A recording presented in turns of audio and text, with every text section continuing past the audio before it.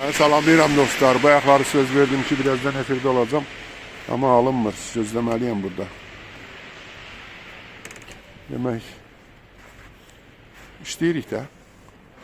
İş nətər olur ki? Görürsünüz nə şəkər yağır gecə çiyib. Saat neçədir? Saat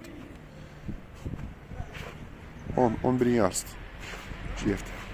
Təxminən.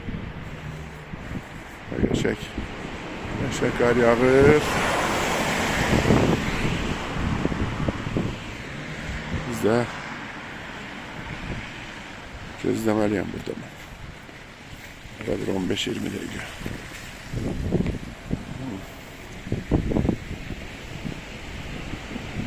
Sakitçilik də Allah'a şükür gecə.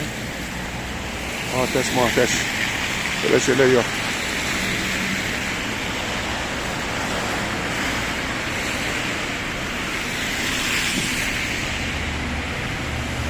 Ya var ki sakit hayatta yaşamalar var ki.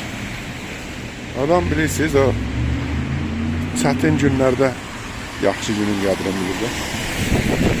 Mən cileylənmək için demirəm bunları. Sadəcə deyirəm ki, yəni yaxşı günlərin qədrini bilir.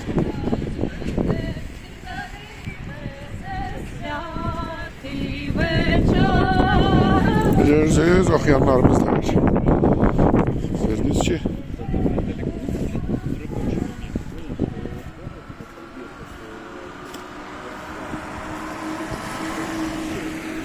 her türlü şey var.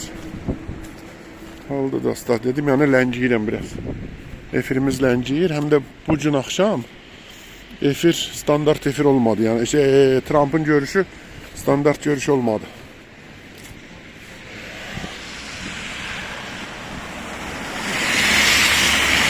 Böyle. Ona göre gözlemeli iki görüş tutarsın. Görüşten sonra ne diyecekler o vaciptir.